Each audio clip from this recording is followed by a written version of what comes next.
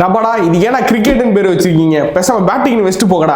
அதைத்தான் செய்ய போறேன். மும்பை வாசல் குஜராத் மேட்ச் நடக்க போது. ரெண்டு டீமுமே ஃபர்ஸ்ட் மேட்ச் தோத்துட்டு இந்த கான்டெஸ்ட்குள்ள வராங்க. போன வாட்டி அகமதாபாத்ல மேட்ச் நடந்தது, போட்டு குஜராத் செம்மடி அடிச்சிட்டாங்க. கிட்டத்தட்ட 240 ரன்ஸ் கிட்ட ஸ்கோர் பண்ணியிருந்தாங்க. அந்த அளவுக்கு ரொம்ப ஃபிளாட்டா இருந்தது. ரபாடாவாலே கண்ட்ரோல் பண்ண முடியல. ஒரே ஒரு நல்ல பவுலர் போட்டார்னா அது நம்ம சாய் கிஷோர் மட்டும்தான் சூப்பரா போட்டிருந்தாரு. போன வாட்டி கேப்டன்சில குஜராத் ஒரு தப்பு பண்ணியிருந்தாங்க, பட்டரை ஒன் டவுன் இறக்கி விட்டாங்க. இவ்வளோ பெரிய எக்ஸ்ப்ளோசிவான பேட்ஸ்மேனை ஏன்டா ஒன் டவுன் இறக்கி விடுறீங்க?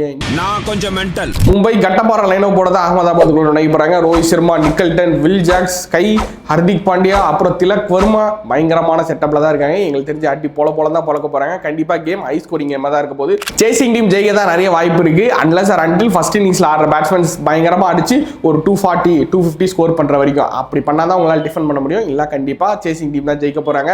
மற்ற எல்லாரையும் விட சுப்மன் கில் இந்த மேட்ச்ல செம்மடி அடிப்பாருன்னு நாங்க நினைக்கிறோம். உங்க அக்கா எங்கடா? அவ எப்படியோ வீட்டுக்கு போயிட்டாலே.